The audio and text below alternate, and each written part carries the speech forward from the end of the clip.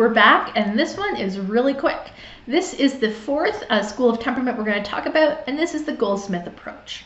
And so in this approach to temperament, it was the idea that temperament was one dimension, and one dimension of emotionality. That is how you express and experience the primary emotions. And so this we can really see overlapping with Thomas and Chess' theory of intensity combined with theory of affect. So this is the idea that individuals range in terms of their emotionality. They have strong emotions, but they spend more time in happiness versus sad versus fear versus anger. Now, where Goldsmith is different from Rothbard, Thomas Chess, and Buss and Plowman is rather than looking at genetics or rather than looking at environment, they really looked at the brain physiology that was tied to emotionality. So we're going to talk about that a little bit more in detail. So we know there's lots of ways that we can measure physiological differences in our emotionality.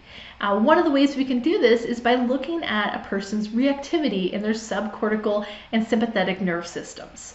So by subcortical, I'm referring to the limbic system in the brain, looking at things like the amygdala and the pleasure center, things like the vis-bas systems we already talked about. So if the amygdala is really large, a person might be more fearful or more stressed out or more prone. If there's more activation in the basal ganglia, the substantia nigra, we might see people more driven towards pleasure and happiness.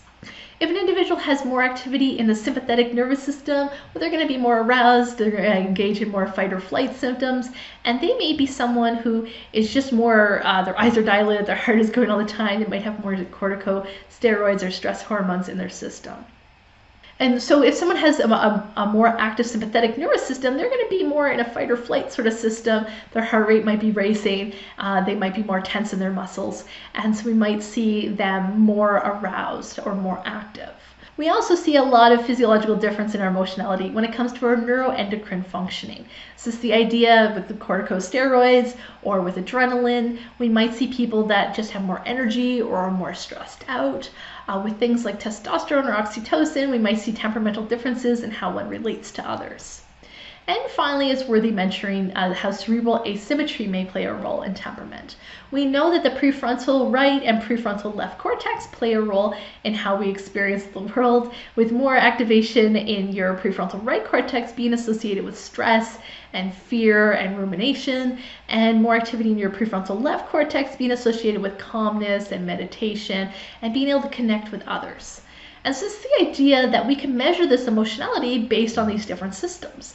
It's thought that if you have more activity in your amygdala and in your adrenal glands and in your right prefrontal cortex, you may be experiencing more negative emotions. Versus if you have more activity in your basal ganglia and your left prefrontal cortex, you may be experiencing more positive emotions. So that's how the Goldsmith approach would apply to temperament.